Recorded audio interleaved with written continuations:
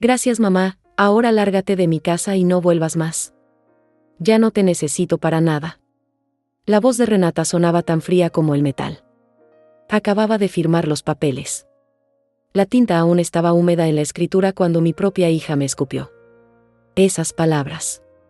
Mis manos temblaron sosteniendo aquel documento que acababa de convertir a mi única hija en la dueña de todo lo que había construido en 70 años de vida. El notario carraspeó incómodo.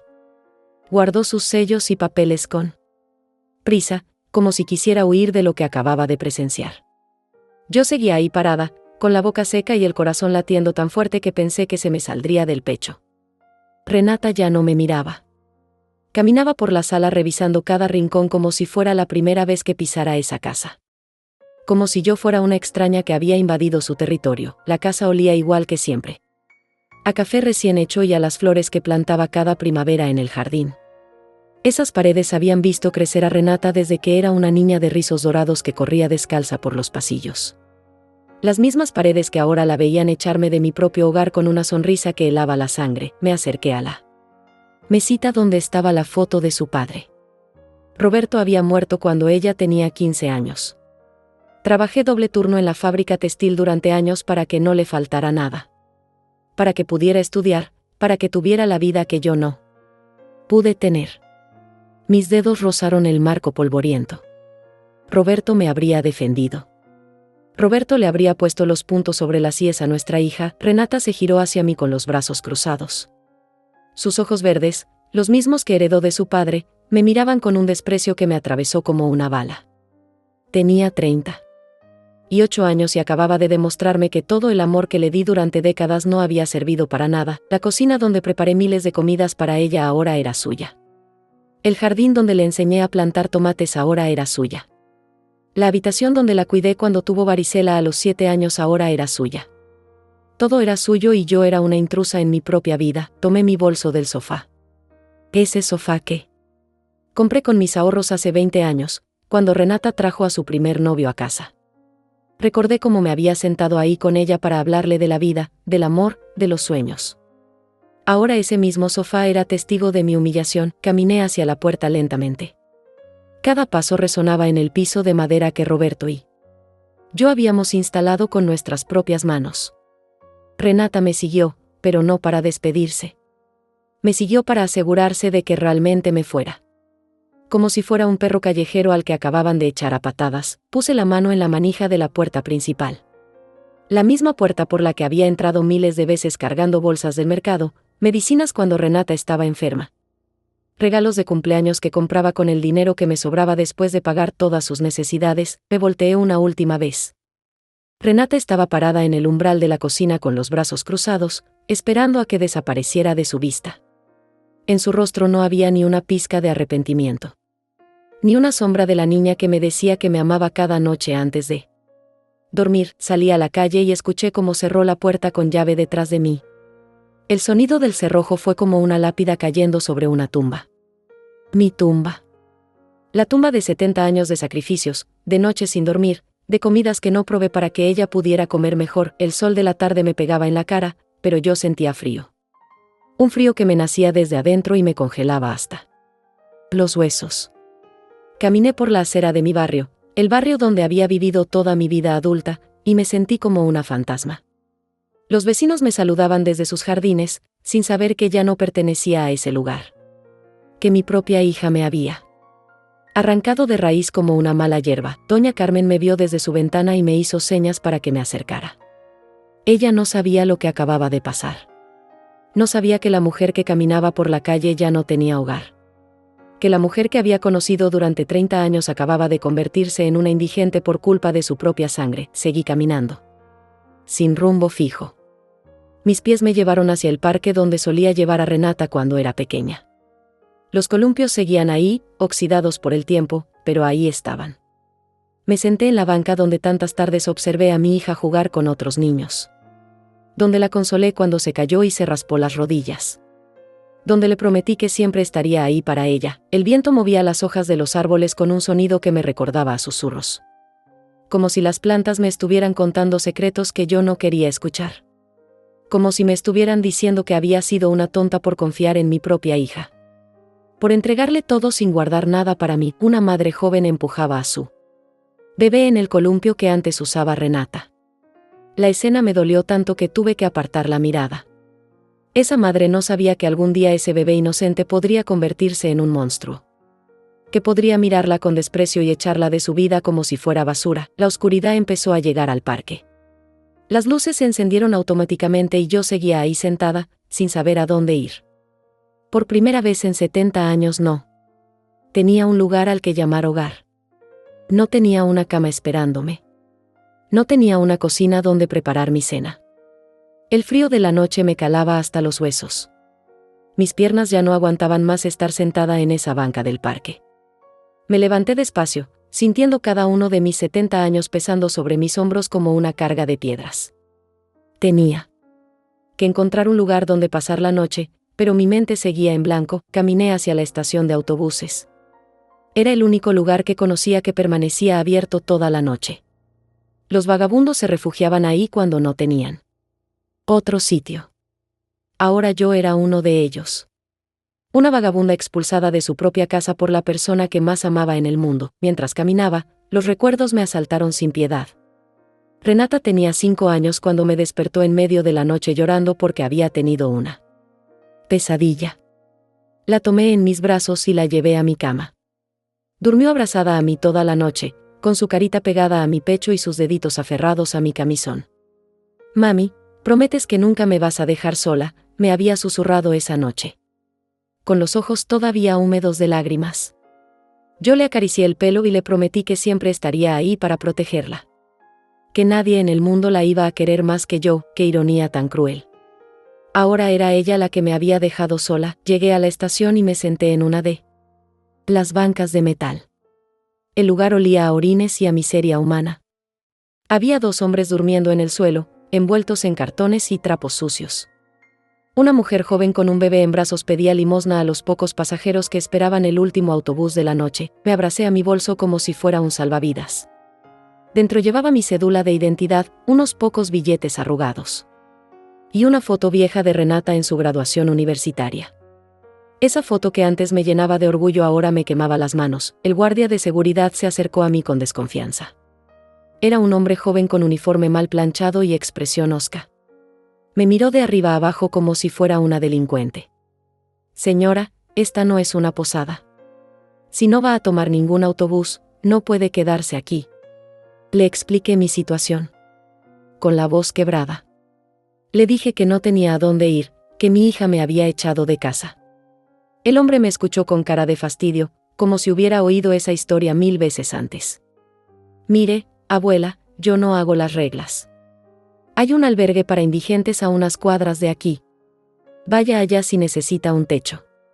Indigente. Esa palabra me golpeó como una bofetada. Yo que había trabajado toda mi vida, que había criado una hija, que había sido una mujer respetable, ahora era una indigente. Una mendiga sin hogar ni familia. Salí de la estación arrastrando los pies. Las calles estaban desiertas y mal iluminadas. Cada sombra me parecía una amenaza. Cada ruido me hacía sobresaltar. A mi edad, caminar sola por la ciudad en plena madrugada era peligroso, pero no tenía alternativa. Encontré el albergue después de caminar 20 minutos. Era un edificio viejo y despintado con una puerta de metal oxidado. Había una fila de personas esperando para entrar. Hombres sucios que apestaban a alcohol, mujeres demacradas que hablaban solas, niños descalzos que se aferraban a las faldas de sus madres. Me puse al final de la fila sintiéndome fuera de lugar. Yo no pertenecía ahí. Yo tenía una casa, una vida, una hija que se suponía me amaba. Pero la realidad era cruel y despiadada. Ahora yo era igual que todos esos desgraciados que hacían fila para conseguir un colchón sucio donde pasar la noche. La mujer que estaba delante de mí se dio vuelta y me sonrió con lo que le quedaba de dientes. Su cara estaba marcada por años de sufrimiento y abandono. Primera vez aquí, ¿verdad, abuela? Se le nota en la cara. Todavía tiene esa expresión de sorpresa que tenemos todos al principio. Asentí sin poder hablar. La garganta se me había cerrado y las lágrimas amenazaban con salir otra vez. La mujer me puso una mano arrugada en el hombro.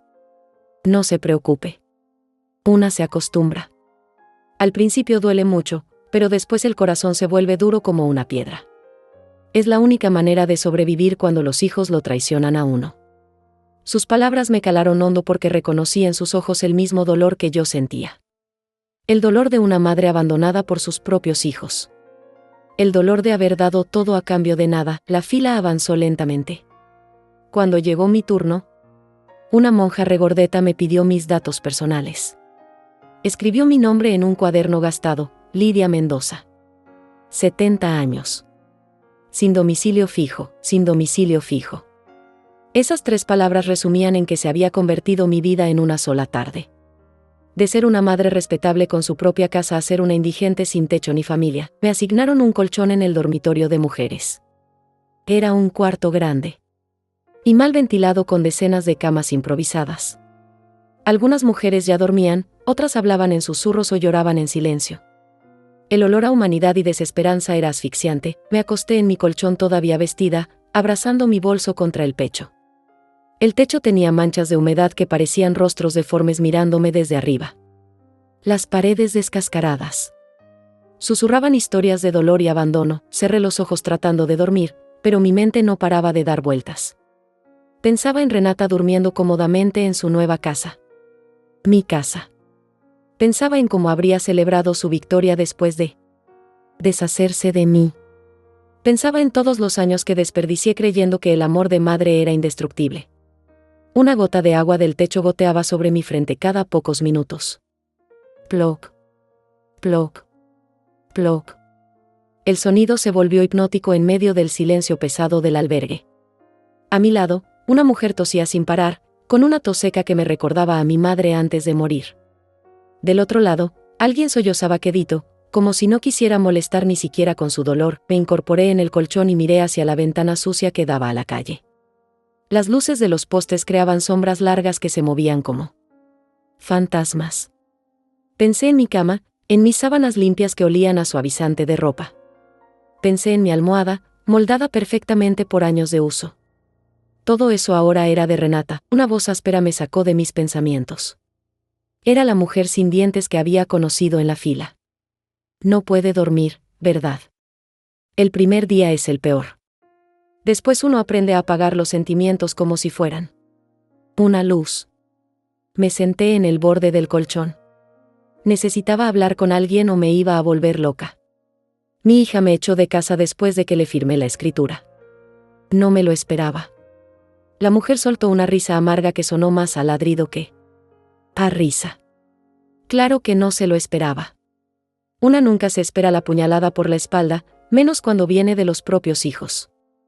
Yo tampoco me lo esperé cuando mi hijo me metió en un asilo y se quedó con mi pensión. Sus palabras me helaron la sangre. Había más mujeres como yo. Madres traicionadas por los hijos que habían criado con amor y sacrificio. ¿Hace cuánto tiempo que está aquí? 3 años. Mi hijo me visita cada tanto para hacerse el bueno, pero nunca me saca de este infierno. Me trae chocolates baratos. Y me dice que me quiere, pero sus acciones dicen lo contrario. Me quedé callada procesando lo que acababa de escuchar. 3 años viviendo en la miseria por culpa de un hijo ingrato. 3 años durmiendo en colchones sucios y comiendo sobras. 3 años siendo invisible para el mundo. La madrugada pasó lenta como un río de brea. Cuando llegó la hora del desayuno, me formé en la cola junto con el resto de los indigentes. Nos dieron un pedazo de pan duro, un vaso de café aguado y una fruta pasada. Comí en silencio, masticando despacio porque no tenía hambre. El dolor había ocupado todo el espacio en mi estómago. Salí del albergue cuando los primeros rayos de sol empezaron a calentar las calles. No sabía a dónde ir ni qué hacer. Por primera vez en mi vida no tenía una rutina que seguir. No tenía que preparar el desayuno, ni hacer la cama, ni regar las plantas. No tenía nada. Caminé sin rumbo por las calles del centro. La ciudad despertaba lentamente. Los comerciantes abrían sus locales, las secretarias caminaban apuradas hacia sus oficinas, los estudiantes corrían para no llegar tarde a clases. Todos tenían un propósito, un lugar a donde ir. Todos excepto yo. Me detuve frente a la iglesia donde había bautizado a Renata. Las campanas estaban sonando para la misa de las 7 de la mañana. Recordé cómo había llevado a mi hija todos los domingos durante años. Cómo le enseñé a rezar y a pedirle a Dios que la protegiera. Qué ironía que ahora fuera yo la que necesitaba protección de ella. Entré a la iglesia buscando un momento de paz. El lugar estaba casi vacío. Solo había unas pocas viejitas rezando el rosario y un hombre arrodillado frente al altar. Me senté en la última banca y miré hacia el crucifijo que colgaba sobre el altar. ¿Qué había hecho mal? ¿En qué momento? ¿Mi amor de madre se había convertido en una carga para Renata? Había trabajado día y noche para darle todo lo que necesitaba. Había sacrificado mis propios sueños para que ella pudiera cumplir los suyos. Había renunciado a rehacer mi vida después de que Roberto murió porque pensé que Renata me necesitaba. El padre Miguel, que me conocía desde hacía años, se acercó a mi banca. Era un hombre mayor con cara bondadosa y manos suaves de tanto bendecir. Lidia, qué sorpresa verte tan temprano. ¿Cómo está Renata? La pregunta me atravesó como un cuchillo. No sabía qué responder. No podía decirle la verdad porque me daba vergüenza.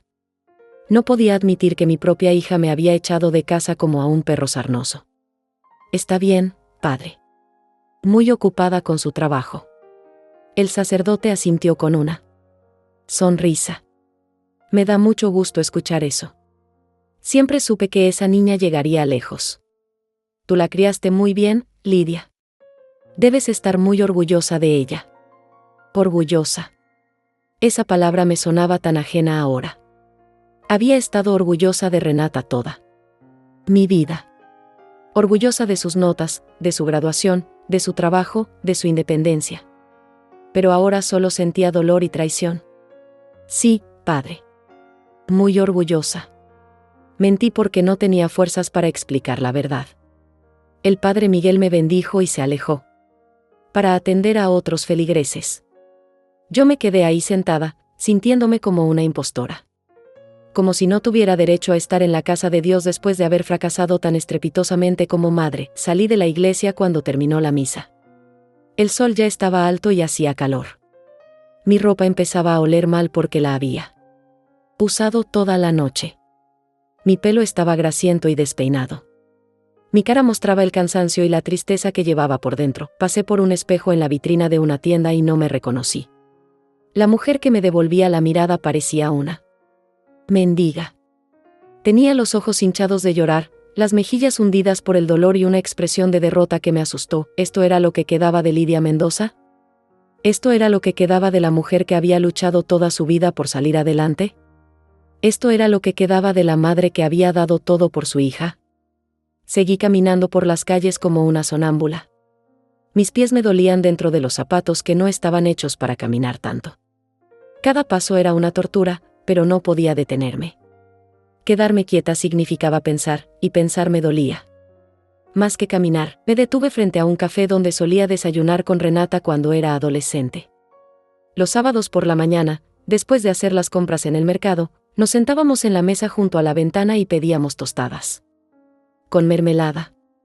Ella me contaba de sus amigas del colegio, de los chicos que le gustaban, de sus planes para el futuro. A través del cristal vi a una madre joven desayunando con su hija pequeña. La niña tenía la cara manchada de chocolate y reía mientras su madre le limpiaba las mejillas con una servilleta. La escena me partió el corazón. Esa madre no sabía que un día esa niña adorable podría convertirse en su peor enemiga. Una voz familiar me hizo voltear.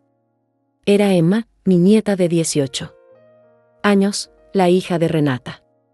Caminaba hacia mí con una expresión de sorpresa y preocupación. Abuela Lidia, ¿qué haces aquí tan temprano? Te ves terrible. Emma siempre había sido diferente a su madre.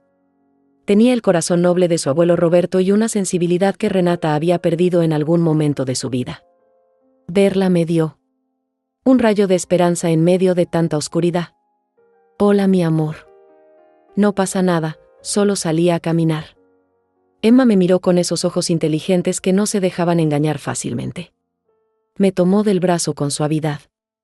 Abuela, tu ropa está arrugada y hueles raro. ¿Dónde dormiste anoche? No pude mentirle. Emma era la única persona en el mundo que todavía me amaba de verdad. Le conté todo. Le dije cómo su madre me había echado de casa después de firmar la escritura. Le dije que había pasado la noche en un albergue para indigentes. Le dije que me sentía como si hubiera muerto en vida. Emma me abrazó fuerte mientras yo lloraba en su hombro. Su abrazo olía a perfume juvenil y a esperanza. Era la primera muestra de cariño que recibía desde que había salido de mi casa. Abuela, esto no puede estar pasando. Mamá no puede haberte hecho eso. Tiene que haber un malentendido.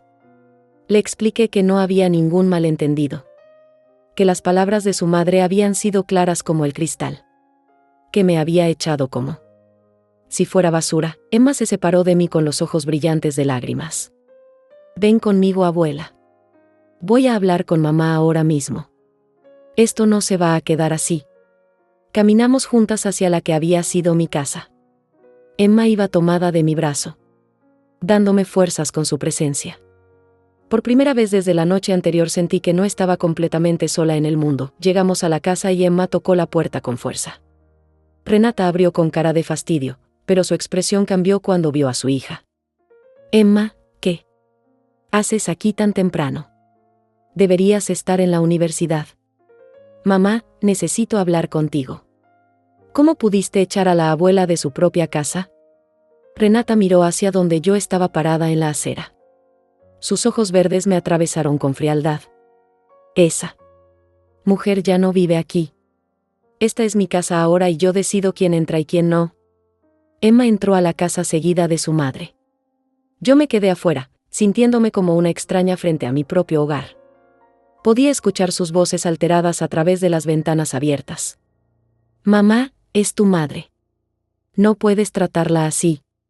Esa mujer me ha manipulado toda la vida. Me hizo firmar esos papeles para quedarse con mi casa.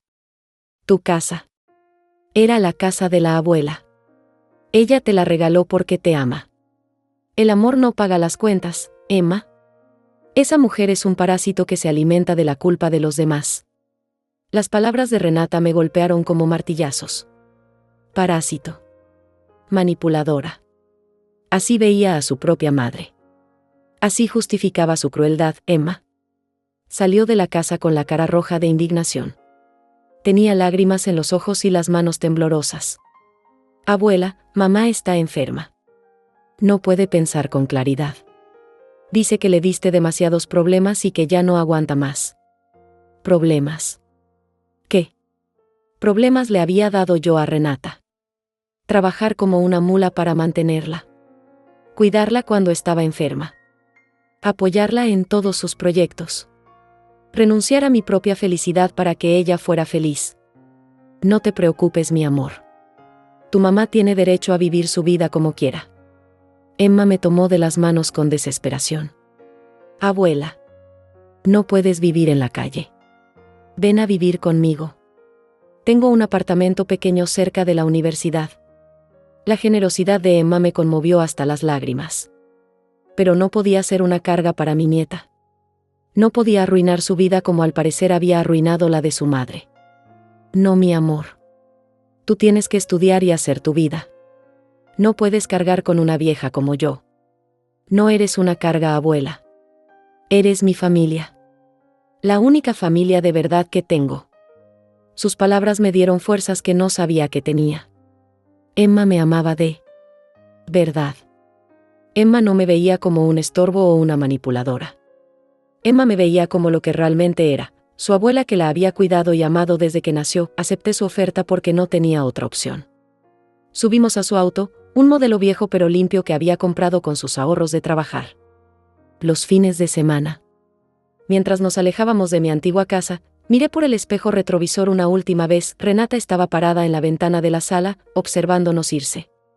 En su cara no había tristeza ni arrepentimiento. Solo satisfacción. La satisfacción de haberse deshecho del problema que representaba su madre. El apartamento de Emma era pequeño pero acogedor. Tenía una sala, una cocina diminuta, un baño y una habitación. Todo estaba ordenado y limpio, con toques juveniles que le daban vida al espacio. Abuela, puedes dormir en mi cama y yo dormiré en el sofá. No, mi amor. Yo dormiré en el sofá. No voy a sacarte de tu propia cama. Emma insistió, pero yo fui firme. Ya había causado suficiente problemas. No iba a quitarle la cama a mi nieta. Encima de todo, me senté en el sofá y miré alrededor. Las paredes estaban llenas de fotos de Emma en diferentes etapas de su vida. En muchas de ellas aparecía conmigo. Emma bebé en mis brazos. Emma niña corriendo en el jardín de mi casa. Emma adolescente soplando las velas de su cumpleaños mientras yo la abrazaba. En ninguna foto aparecía Renata conmigo. Ahora entendía por qué. Emma preparó café en su pequeña cocina mientras yo me quedé sentada en el sofá, todavía procesando todo lo que había pasado. El aroma del café recién hecho me recordó a las mañanas en mi casa, cuando preparaba el desayuno esperando que Renata bajara de su cuarto. Esas mañanas que ahora parecían haber ocurrido en otra vida. Mi nieta se sentó a mi lado con 2 tazas humeantes. Sus manos jóvenes temblaban ligeramente cuando me entregó la mía. Abuela, cuéntame la verdad. ¿Qué pasó realmente con mamá? Esto no puede haber empezado de la nada. Tomé un sorbo del café amargo y cerré los ojos. Los recuerdos empezaron a fluir como una cascada dolorosa. Durante años había guardado silencio sobre el comportamiento de Renata, tratando de proteger la imagen que Emma tenía de su madre. Tu mamá cambió después de que se casó con tu papá. Cuando él la dejó y tú tenías 5 años, ella se volvió más fría conmigo. Como si yo fuera culpable de todos sus fracasos. Emma escuchaba en silencio, con esa madurez que siempre había tenido pese a su juventud. Empezó a criticar todo lo que yo hacía. Que cocinaba mal, que limpiaba mal, que la avergonzaba delante de sus amigas. Cuando tú estabas presente se comportaba diferente, pero cuando nos quedábamos solas me trataba como si fuera su empleada. Las palabras salían de mi boca como veneno que había estado guardado demasiado tiempo. Emma me tomó de la mano, dándome fuerzas para continuar. El año pasado me pidió que pusiera la casa a su nombre porque tenía problemas económicos. Me dijo que era solo un papel, que yo seguiría viviendo ahí hasta que muriera. Que solo necesitaba garantías para conseguir un préstamo. Pero eso era mentira, ¿verdad, abuela? Sí, mi amor. Era mentira. Ella había planeado esto desde hace mucho tiempo. Esperó el momento perfecto para deshacerse de mí. Emma se puso de pie y empezó a caminar de un lado a otro de la pequeña sala. Su indignación era palpable en cada uno de sus movimientos. Abuela, esto no se va a quedar así. Vamos a buscar un abogado. Vamos a recuperar tu casa. La determinación. En la voz de Emma me conmovió, pero también me asustó. No quería que mi nieta se enemistara con su madre por mi culpa. No, mi amor. No quiero que te metas en problemas con tu mamá. Ella es lo único que tienes. No. Tú eres lo único. ¿Qué tengo? Mamá nunca ha estado realmente presente en mi vida. Siempre trabajando, siempre ocupada, siempre con excusas para no pasar tiempo conmigo. Tú fuiste quien me crió, quien me consoló cuando lloraba, quien me ayudó con las tareas.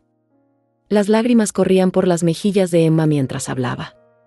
Verla así me partía el corazón.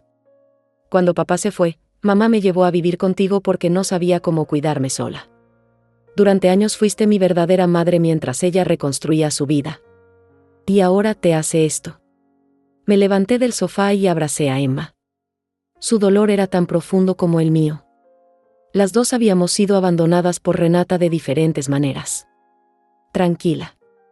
Mi amor. Todo va a estar bien. Somos fuertes, tú y yo. Emma se separó de mí y me miró con una determinación que me recordó a Roberto cuando tomaba decisiones importantes. Abuela, vamos a luchar.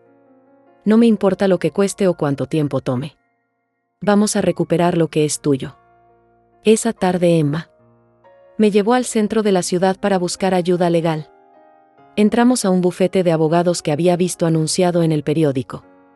La recepcionista nos hizo esperar en una sala pequeña llena de libros de leyes que me intimidaron. El abogado que nos atendió se llamaba Daniel López.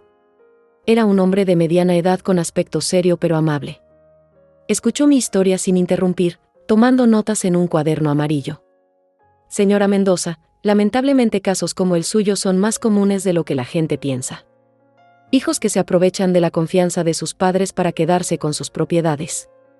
Sus palabras me dolieron porque confirmaban que no era la única madre traicionada por sus hijos.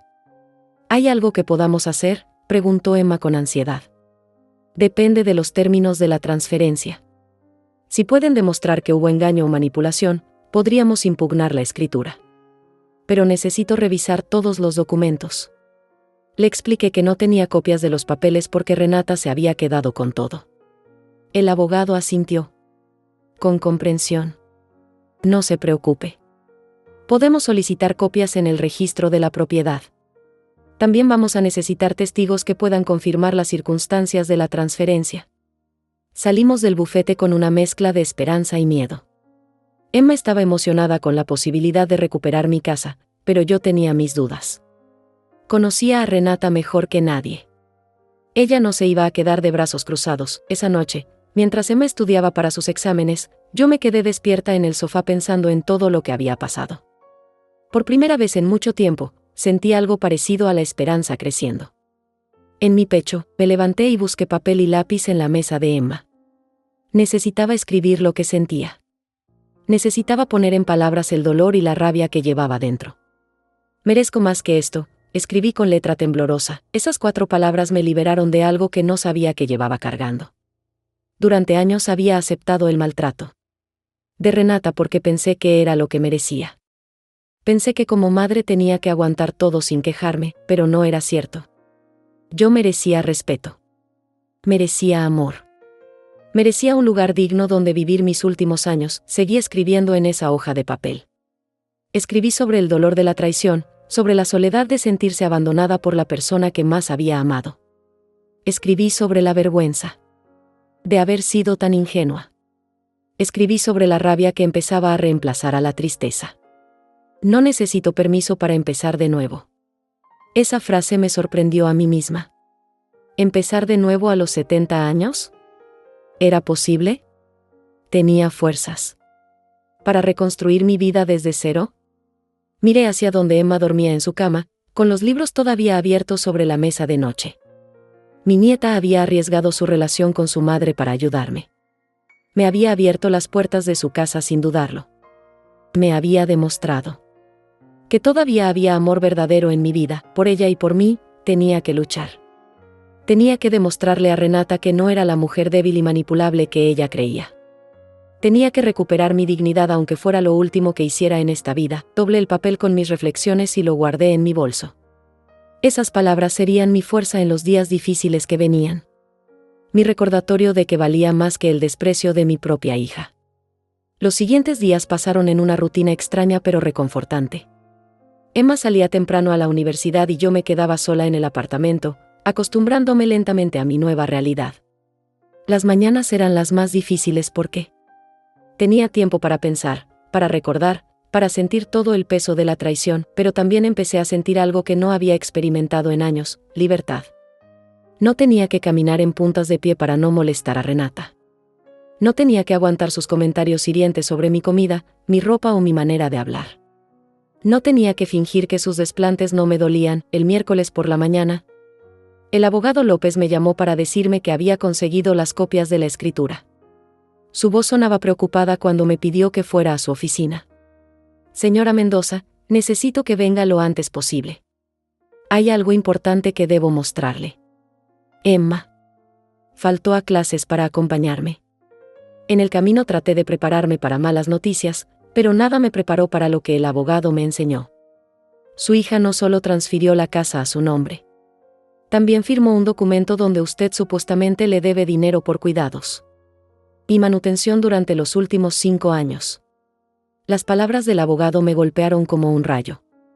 Emma se puso pálida y me tomó de la mano. Eso es imposible.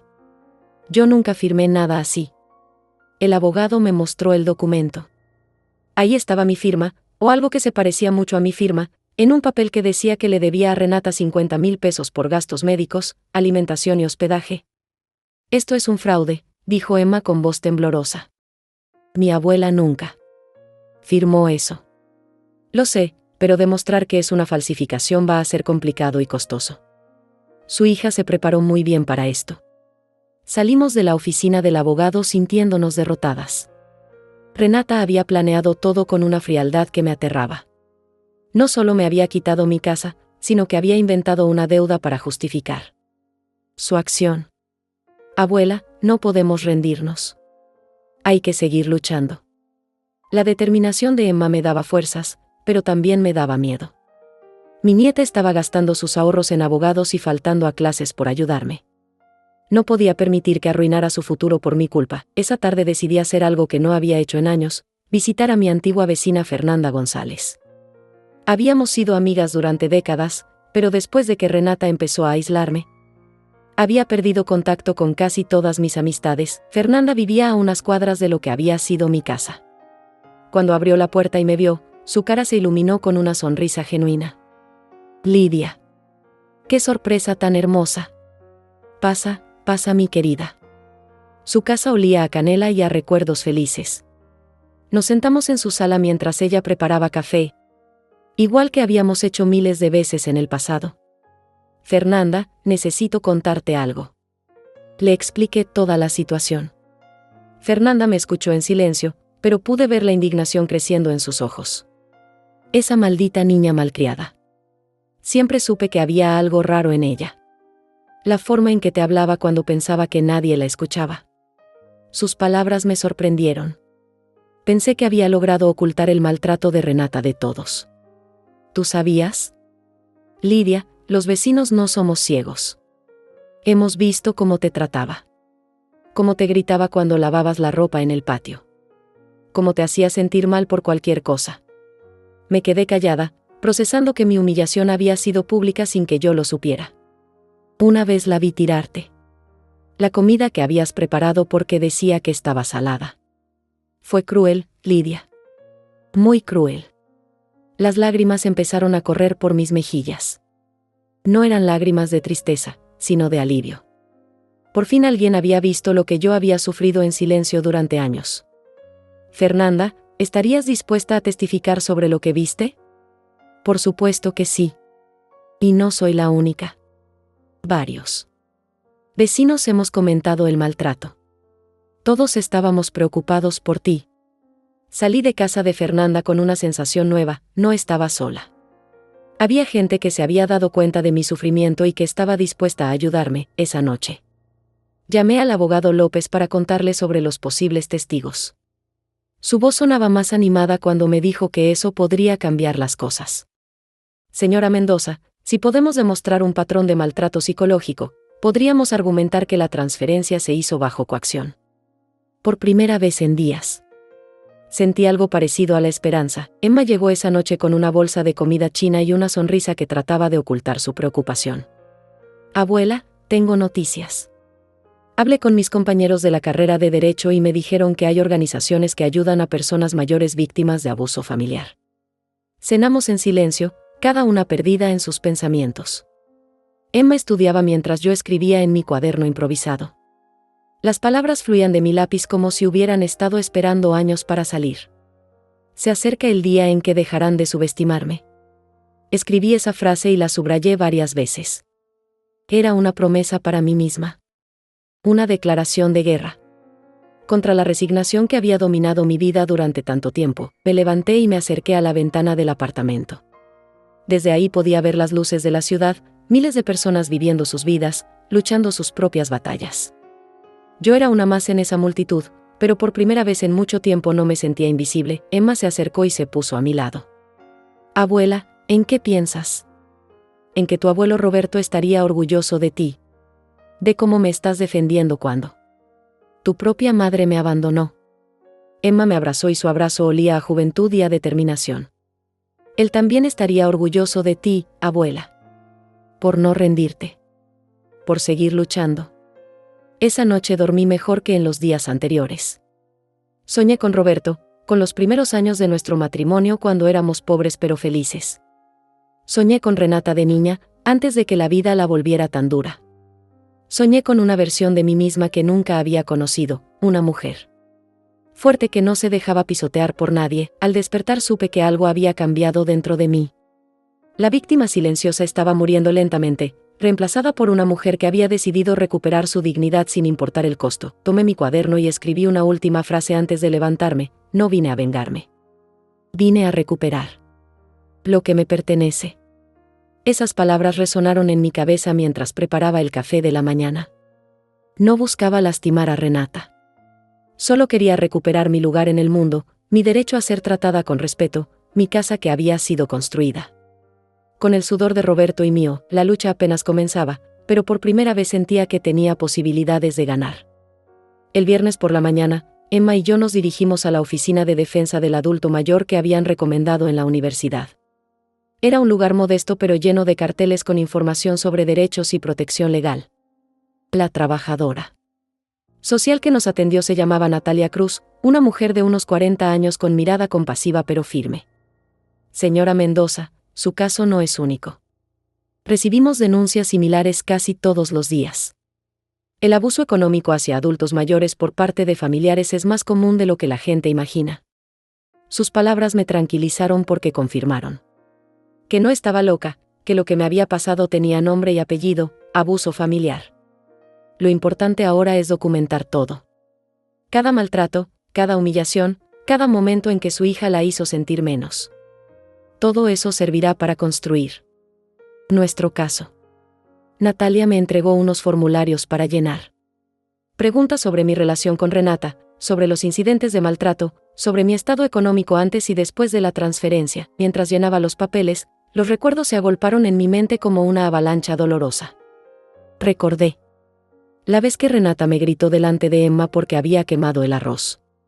Recordé cuando me prohibió usar su baño porque decía que lo ensuciaba. Recordé las noches que lloré en silencio después de sus desplantes. Abuela, ¿estás bien? Emma notó que mis manos temblaban mientras escribía. Sí, mi amor. Solo estoy recordando cosas que prefería olvidar. Natalia revisó mis respuestas con expresión seria. Cada tanto asentía o hacía anotaciones en los márgenes. Señora Mendoza, con esta información y los testimonios de los vecinos que mencionó, podemos iniciar un proceso legal. No le voy a mentir, será difícil y tomará tiempo, pero tiene posibilidades reales de recuperar al menos parte de su patrimonio. Salimos de la oficina con una mezcla de esperanza y agotamiento emocional. Emma me tomó del brazo mientras caminábamos hacia la parada del autobús. Abuela, estoy muy orgullosa de ti.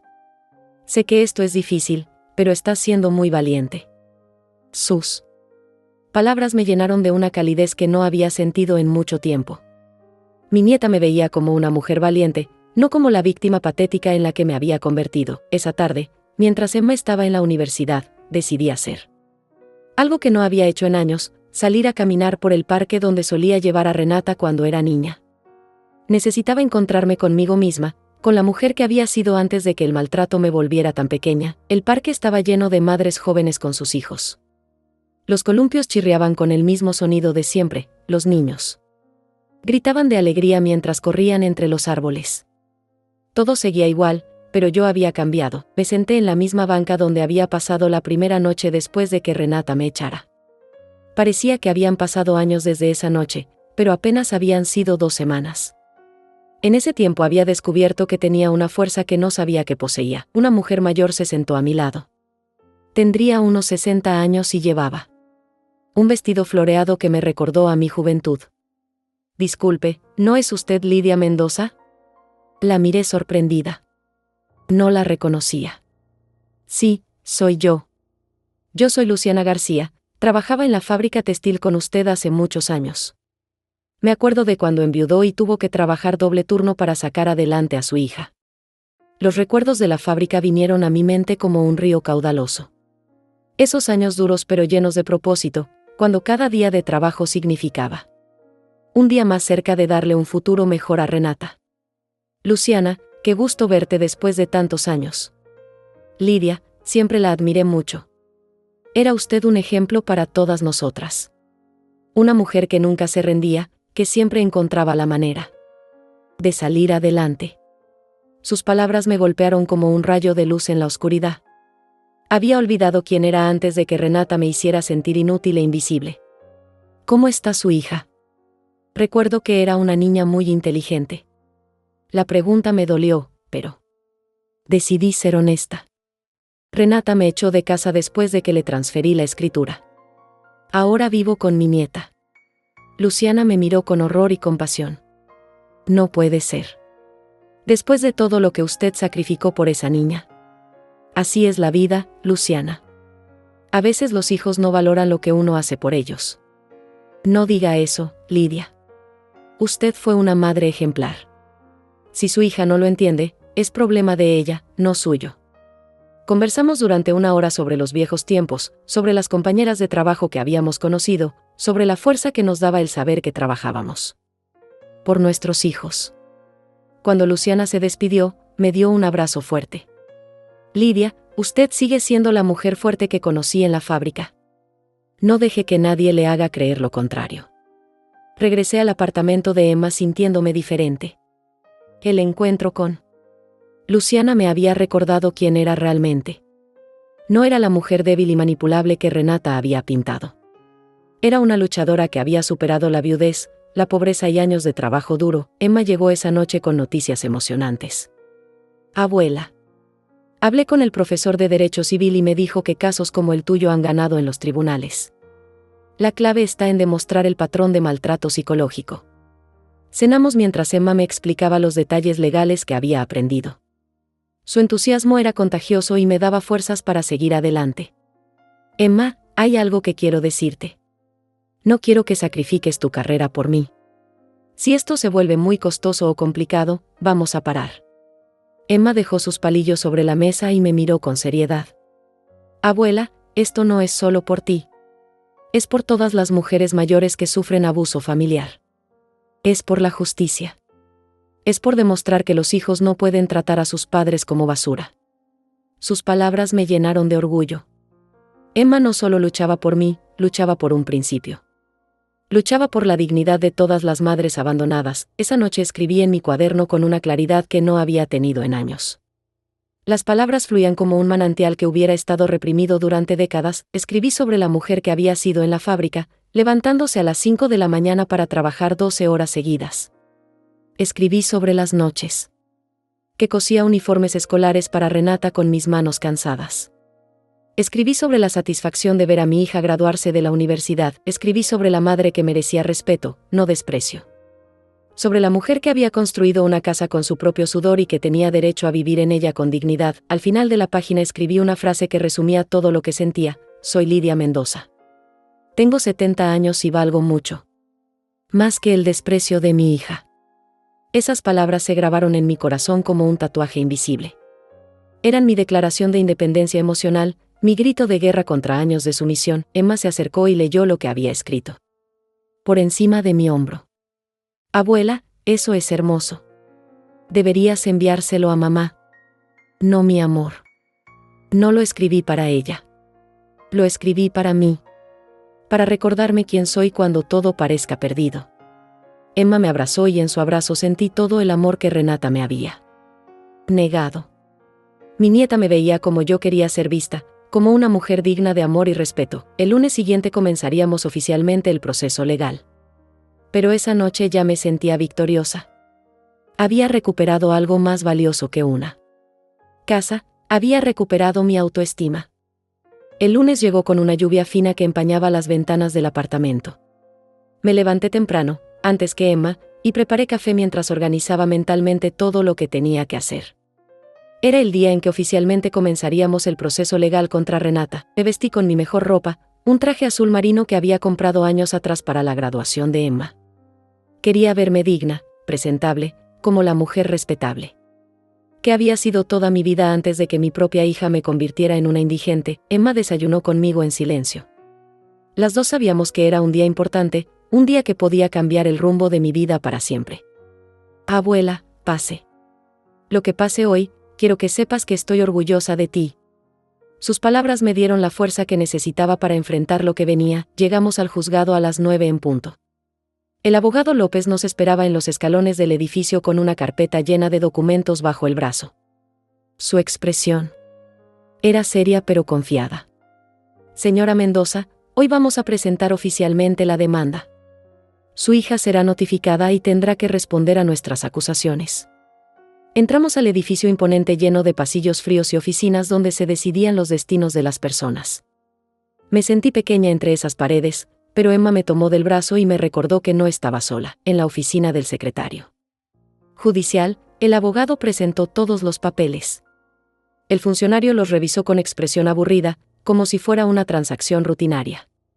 Para él era solo otro caso más, pero para mí era mi vida entera la que estaba en juego. La demandada tiene 15 días para responder, dijo el secretario mientras sellaba los documentos. Salimos del juzgado con la sensación del deber cumplido. Habíamos dado el primer paso oficial para recuperar mi dignidad y mi patrimonio. Ahora. Hay que esperar, dijo el abogado López. Mientras tanto, vamos a seguir recopilando testimonios y evidencias. Esa tarde fuimos a casa de Fernanda para que firmara su declaración como testigo. Mi antigua vecina nos recibió con una bandeja de galletas caseras y toda la disposición del mundo para ayudar. Lidia, he estado pensando en todo lo que me contaste. Hay más cosas que recuerdo, cosas que en su momento me parecieron extrañas pero que ahora cobran sentido. Fernanda le contó al abogado sobre las veces que había visto a Renata revisando mi correspondencia sin mi permiso. Sobre cómo controlaba mis gastos y me regañaba por comprar cosas para mí misma. Sobre cómo me aislaba de mis amigas con excusas inventadas. Era un maltrato psicológico sistemático, concluyó el abogado después de escuchar todos los testimonios. Su hija le estaba preparando para este momento desde hace años. Sus palabras me helaron la sangre. Pensar que Renata había planeado mi humillación durante tanto tiempo era más doloroso que la traición misma. Regresamos al apartamento al anochecer. Emma tenía que estudiar para un examen importante y yo necesitaba procesar todo lo que había pasado durante el día. Me senté en el sofá con mi cuaderno y traté de escribir sobre mis sentimientos, pero las palabras no llegaban. Era como si mi mente estuviera saturada de emociones contradictorias. El teléfono del apartamento sonó cerca de las 10 de la noche. Emma lo contestó y su cara cambió inmediatamente. «Es mamá», me susurró tapando el auricular. Mi corazón empezó a latir. Tan fuerte que pensé que se me iba a salir del pecho. Era la primera vez que Renata se comunicaba conmigo desde que me había echado de casa. Emma le pasó el teléfono y yo lo tomé con manos temblorosas. «¿Renata?» «Mamá». Su voz sonaba fría como siempre, pero había algo diferente en su tono. Me llegó una notificación del juzgado. «¿Tú me estás demandando?» La pregunta me golpeó como una bofetada. Ni siquiera preguntaba cómo estaba o dónde había estado viviendo. Solo le importaba la demanda. «Sí, Renata. Estoy luchando por recuperar mi casa». «¿Tu casa?» Se rió con una risa amarga que me cortó como un cuchillo. «Esa casa es mía. Tú me la regalaste porque sabías que era lo correcto. Yo te la regalé porque me dijiste que era solo un papel. Porque me prometiste que podría vivir ahí hasta que muriera. No tengo por qué cumplir promesas hechas a una mujer manipuladora que trata de controlar mi vida con chantajes emocionales». Sus palabras me dolieron, pero esta vez no me quebré. Esta vez sentí rabia en lugar de tristeza. «Renata, yo nunca te manipulé. Yo te amé como cualquier madre ama a su hija. Trabajé día y noche para darte todo lo que necesitabas». «Exacto. Me asfixiaste con tu amor. Nunca me dejaste vivir mi propia vida. Siempre tenía que ser la hija perfecta que justificara tus sacrificios». Por primera vez entendí de dónde venía el resentimiento de Renata. Ella veía mi amor como una carga, mis sacrificios como una deuda que no había pedido contraer. «Renata, si te sentías asfixiada, podrías habérmelo dicho. Podríamos haber hablado como adultas». «¿Hablar? Tú nunca escuchabas. Solo sabías dar lecciones sobre el sacrificio y el amor de madre». Emma me arrebató el teléfono de las manos. Su cara estaba roja de indignación. «Mamá, ¿cómo puedes ser tan cruel? La abuela te dio todo y tú la botaste como basura». Pude escuchar la voz de Renata gritando desde el auricular, pero Emma colgó sin dejarla terminar. «Abuela, no escuches las tonterías que dice. Está tratando de justificar lo injustificable». Me quedé sentada en el sofá, procesando la conversación. Por primera vez había entendido el punto de vista de Renata, aunque no lo justificara. Ella se había sentido ahogada por mi amor, presionada por mis expectativas, pero eso no le daba derecho a tratarme como lo había hecho. Eso no justificaba echarme de mi casa como a un perro sarnoso. Esa noche escribí en mi cuaderno con una claridad dolorosa: tal vez fui una madre imperfecta. Tal vez mis sacrificios se sintieron como cadenas para ella. Pero nunca merecí ser tratada con tanta crueldad. Emma se sentó a mi lado y leyó lo que había escrito. Abuela, no fuiste una madre imperfecta. Fuiste una madre humana que hizo lo mejor que pudo con las herramientas que tenía. Sus palabras me consolaron, pero sabía que la llamada de Renata era solo el comienzo. La batalla legal acababa de empezar y mi hija no se iba a rendir fácilmente. Fui a dormir esa noche con una mezcla de miedo y determinación. Mañana sería otro día de lucha, pero ya no era la mujer quebrada que había salido de su casa 2 semanas atrás, era una mujer que había decidido pelear por su dignidad, sin importar el costo emocional que eso implicara. Los siguientes meses fueron un torbellino de audiencias, testimonios y noches de insomnio. Renata contrató un abogado agresivo que trató de pintarme como una madre tóxica que había manipulado a su hija durante años. Cada sesión en el juzgado era una tortura emocional donde mi vida entera era diseccionada y juzgada, pero algo había cambiado en mí. Ya no era la mujer silenciosa que aguantaba humillaciones sin defenderse. Cada vez que el abogado de Renata trataba de intimidarme, yo respondía con la verdad clara y directa.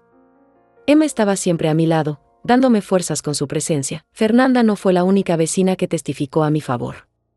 Doña Carmen, el señor Benjamín de la esquina y hasta Luciana García vinieron al juzgado para contar lo que habían visto durante años. Sus testimonios pintaron un cuadro claro del maltrato psicológico que había sufrido. El momento más difícil llegó cuando Renata subió al estrado para defenderse. Estaba elegante como siempre, con un traje negro que la hacía ver profesional y confiable. Habló con voz firme sobre cómo yo había sido una madre controladora que nunca la había dejado tomar sus propias decisiones.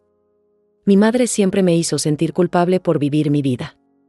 Cada novio que tuve, cada trabajo que conseguí, cada decisión que tomé tenía que ser aprobada por ella. Cuando me divorcié, me hizo sentir como una fracasada. Sus palabras me dolieron. Porque había algo de verdad en ellas. Tal vez había sido demasiado protectora, demasiado involucrada en su vida. Pero eso no justificaba la crueldad con la que me había tratado. Cuando llegó mi turno de hablar, me levanté con las piernas temblorosas pero con la mente clara. Miré a Renata a los ojos por primera vez en meses. Es cierto que fui una madre imperfecta. Tal vez cometí errores tratando de protegerte demasiado. Pero nunca merecí ser echada de mi propia casa como si fuera basura. Nunca merecí que me quitaras todo lo que había construido en 70 años de vida. Mi voz se quebró cuando continué. Renata, si te sentías asfixiada por mi amor, podrías habérmelo dicho. Podríamos haber encontrado una manera de arreglar nuestra relación. Pero elegiste el camino más cruel. Me despojaste de todo y me dejaste sin nada. Renata evitó mi mirada durante todo mi testimonio. Cuando terminé de hablar, vi lágrimas en los ojos de algunas personas en el juzgado, pero los ojos de mi hija permanecieron secos como piedras. El juez tomó 3 semanas para emitir su fallo. Fueron las 3 semanas más largas de mi vida. Emma y yo esperábamos en casa, tratando de mantener la normalidad mientras nuestros nervios estaban destrozados. El día del veredicto llegamos al juzgado con el corazón en la garganta. El abogado López nos esperaba con una expresión que no podía descifrar. El juez leyó su decisión con voz monótona.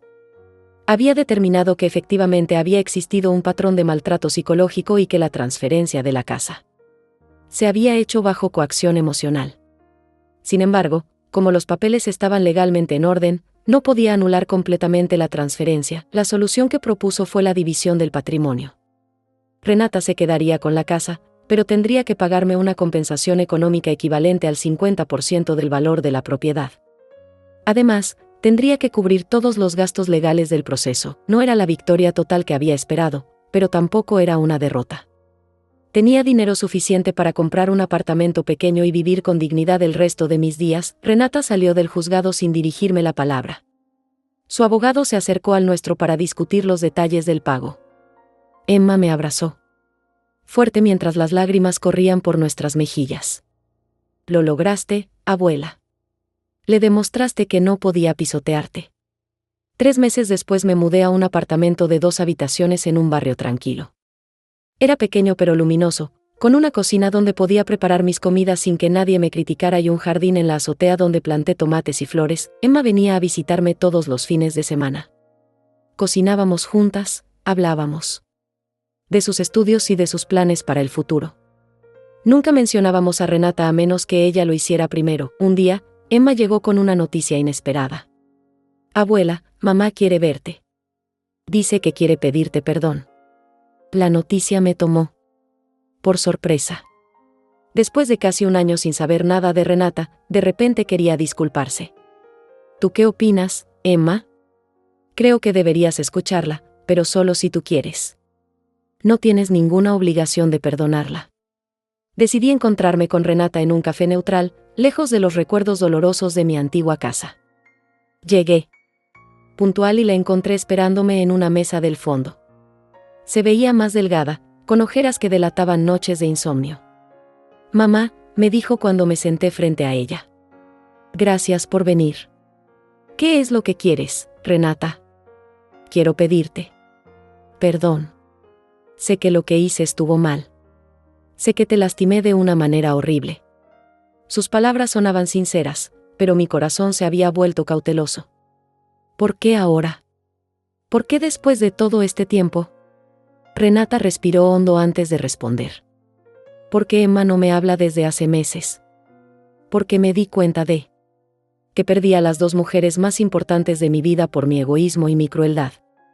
Habló durante una hora sobre su terapia psicológica, sobre cómo había entendido que su resentimiento hacia mí venía de lugares muy profundos de su infancia. Sobre cómo la muerte de su padre la había llenado de rabia que había dirigido hacia mí. No espero que me perdones, mamá. Solo espero que entiendas que me arrepiento de verdad. La escuché en silencio. Parte de mí quería abrazarla y decirle que todo estaba perdonado. Pero otra parte, la parte que había aprendido a valorarse a sí misma, sabía que el perdón tenía que llegar a su tiempo. Renata, aprecio que hayas venido a disculparte. Pero va a tomar tiempo. Mucho tiempo. Ella asintió con lágrimas en los ojos. Lo entiendo. Yo destruí nuestra relación y sé que reconstruirla va a ser un proceso largo. Nos despedimos con un abrazo incómodo pero real. No era reconciliación, pero era un comienzo. Esa noche, en mi apartamento nuevo, escribí en mi cuaderno la última entrada de esta etapa de mi vida, porque al final, no es la casa ni el dinero lo que te define. Es tu capacidad de levantarte una y otra vez. Me senté en mi balcón pequeño, mirando las luces de la ciudad mientras tomaba una taza de té. A los 71 años había aprendido que el amor verdadero no se mendiga, se ofrece libremente. Que la dignidad no se negocia. Que una mujer puede empezar de nuevo las veces que sea necesario. Emma llegó esa noche con pizza y películas. Nos sentamos en mi sofá nuevo, en mi sala nueva, en mi vida nueva. Y por primera vez en muchos años, me sentí completamente en paz.